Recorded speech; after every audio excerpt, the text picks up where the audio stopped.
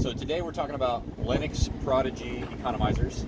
This is the M1-7 version 7. This is the Economizer logic module or Economizer board.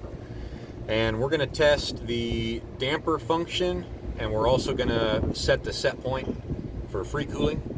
So the way to test the damper function, it's really easy. It's great. So these two little dip switches here, if you look on the left side, you can see it says D set, and that's for damper set point.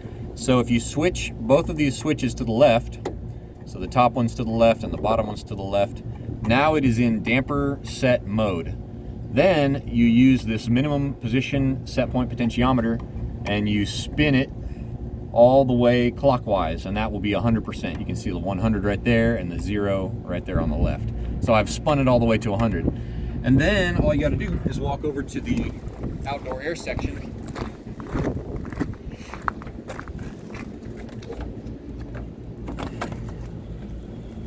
and your motor should be moving. And there it is, it's moving. If your motor does not move, you need to check this connector and make sure that you have 24 volts between red and black, which would be these two. And if you do have 24 volts between red and black, then you check, and that's AC voltage, and then you check, after that you check DC voltage between black and white, and you should get 10 volts in its current state, where you've spun that potentiometer all the way up and you're expecting it to go to 100%. You should get 10 volts DC on that white wire for your signal. And if both of those things are true, you have 24 volts and you have the 10 volts DC, and your actuator still does not move, then you more than likely have a bad motor, bad actuator. If you don't have signal, if you have power but you don't have signal, you're expecting 10 volts on this white wire, but you're not getting it, you can check the board.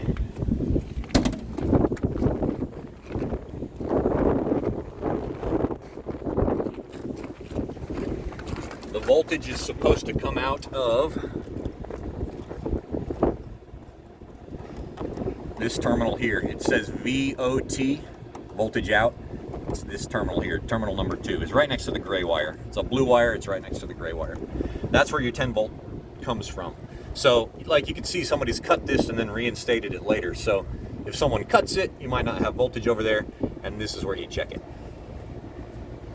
Okay, so once you verify that your damper moves, you come back. The next thing you want to do, and this is important, you have to spin this back to whatever minimum position you want. So if you want your damper to open to 10% whenever the fan runs, you would leave it at 10%.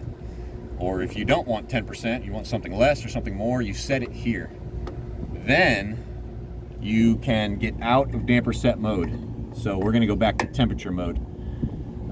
Wherever this potentiometer is, whenever you back out of damper set mode, that's what it will remember. So we want to leave it in temperature mode. So temp is on the bottom switch is to the right, and temp on the top switch is to the left. So top to the left, bottom to the right. Now we're going to check to make sure that our sensors are working. We have a discharge temp sensor. We have an outside temp sensor. We have a return air temp sensor. There is that was the wrong one. Let's do temp. There's a switch that says temp. It's the third one. So when I go into temperature mode, outside air is the first reading that it gives you. 66 degrees outside today. We can press the button once and get to return air, 75 degrees. It's working. And the third one is discharge air, 70 degrees. It's working. So there's no problems with our sensors. If you had some crazy reading there, you would want to check your sensors. One could have been unplugged or something like that. The next thing we want to do is verify that the free cooling set point is 55 or 60 degrees, something intelligent. So what we want to do is go into ECTO, ETCO.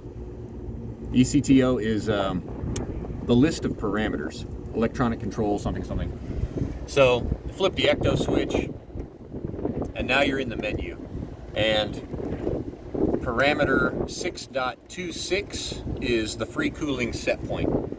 So if we press the button once, we'll advance by 1. If you hold it down, you'll advance an entire menu. So we're going to do that. We're at 200s, 400s, 5, 6, okay. And then we could advance by 1 and go all the way up to 26, but it's faster to do a double tap. Tap hold, and it goes backwards, which is great. And then tap hold to go backwards. 6.26 is what we want. We're going to go inside of the 6.26 parameter to find its value, and we're going to do that by flipping the shift key. Shift switch. And the value inside is 120 counts. If you look up in the manual, you have to cross-reference. They provide a table in the manual. At the end of the ecto section, you can find the conversion table. 120 counts equals 55 degrees. And they're different. For all the different parameters, they have different counts and different conversions. So they're not all the same. You have to look it up and cross-reference it every time. 6.26 needs to be set to 120 for our purposes. That'll be a 55 degree outside air temperature set point, and it will open the outside air damper when cooling is called if the outside air temperature is below 55 degrees.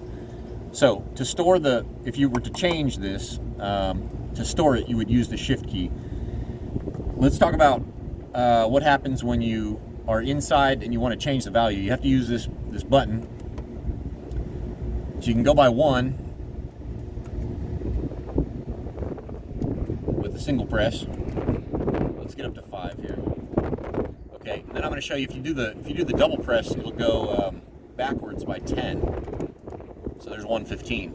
So it's faster to go backwards until you get close to where you want, and then advance by 1 until you make it to your desired count.